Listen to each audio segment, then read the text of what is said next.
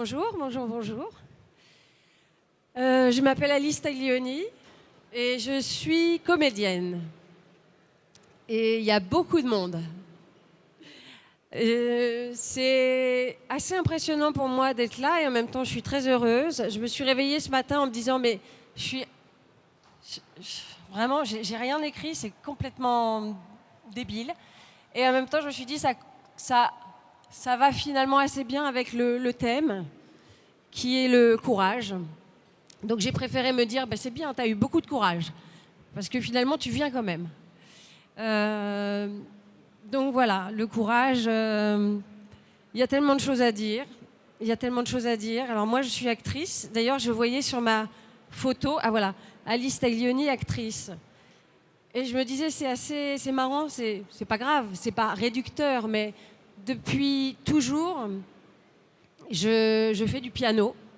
J'ai commencé quand j'avais 4 ans.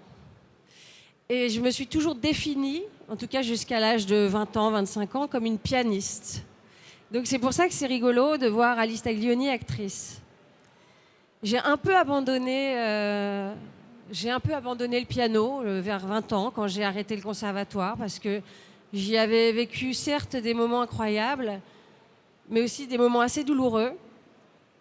Pas parce qu'il fallait travailler, pas parce qu'il fallait être exigeant, parce que ça c'est effectivement une grosse dose de courage qu'il faut avoir, mais aussi par rapport aux gens que j'ai pu y rencontrer qui n'ont pas toujours été très bienveillants. Comme quoi, quel que soit le milieu, quel que soit le métier, quel que soit l'art qu'on envisage, est-ce que c'est parce que j'étais une fille, une femme, une jeune fille ? Probablement. Et donc c'était une difficulté supplémentaire que celle de l'apprentissage de mon art et de mon instrument, qui étaient des choses qui venaient porter un jugement, mais qui n'étaient pas un jugement sur mon travail et mon piano, qui étaient des choses un petit peu difficiles à entendre, sur le physique, sur peut-être même une condition sociale, quelque chose que je pouvais représenter. Donc c'était assez réducteur. D'où aussi mon envie d'arrêter, alors que ça faisait partie de ma vie, que vraiment moi je suis pas un piano, mais ça fait vraiment partie de moi. Je suis heureuse de voir qu'il y a un piano ici. On va en parler après. Mais donc j'ai arrêté.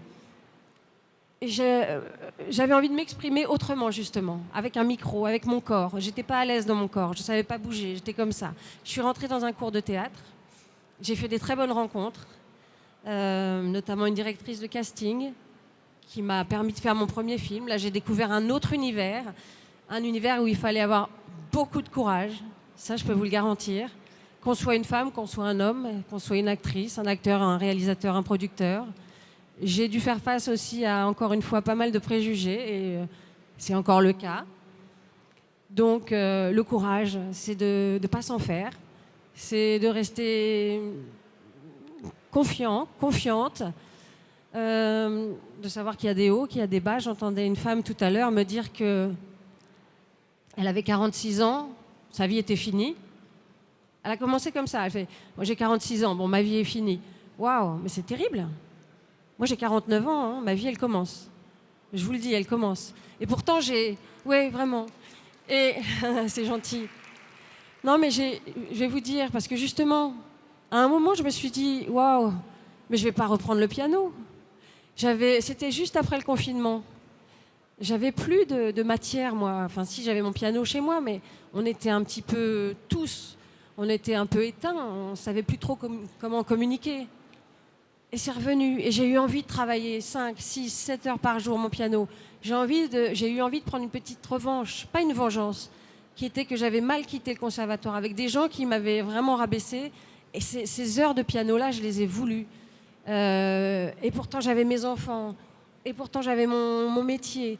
Mais pas grave, j'avais envie. Et je me suis lancé un défi incroyable. C'était de remonter sur scène. Je suis allée chez Steinway, qui est le piano, qui est une marque de piano sublime. Je leur ai dit, écoutez, vous me laissez travailler chez vous pendant 2-3 mois. Et je viens faire un concert. J'invite un peu de presse, voilà, mais au moins, je rejoue du piano. J'ai travaillé un répertoire très difficile, avec lequel j'avais échoué au conservatoire. Et je l'ai donné, ce concert. J'ai eu peur comme jamais dans ma vie. Jamais, jamais, jamais. J'ai compris ce que c'était qu'avoir du courage ce jour-là, vraiment. Et alors, là, je me suis dit que j'allais vous jouer du piano, mais j'ai appris qu'il y avait Jean-Philippe Collard qui venait après. Donc c'est une catastrophe, parce que Jean-Philippe Collard, c'est un des plus grands pianistes du monde, français en tout cas, mais aussi du monde que moi j'adore. Et puis je me dis, allez, après tout, je vais quand même faire un peu de piano. En revanche, je ne vais pas vous jouer du répertoire classique parce que ça, il le fera beaucoup mieux que moi. Mais depuis quelque temps, je compose, enfin, depuis toujours. Et là, un rêve que je suis en train d'essayer de réaliser vraiment, c'est de sortir. Alors, est-ce qu'on dit un album de nos jours? Je ne sais plus, mais de sortir de la musique. Il faut que je trouve, il y a peut-être quelqu'un qui va m'aider ici, il faut que je trouve une stratégie. Comment on fait quand on a de la musique, quand on a envie de sortir quelque chose? Est-ce qu'on poste sur les réseaux? C'est quoi la stratégie? Voilà, moi j'en suis là, vous voyez. Je cherche une stratégie pour sortir ma musique, pour me faire entendre. Je vais vous jouer quelque chose. Voilà. Je ne vais pas dire que j'improvise, mais pas loin, parce que je n'ai pas vraiment tout à fait encore fini ce morceau. Bon, voilà. Merci de m'avoir écouté en tout cas. Merci beaucoup.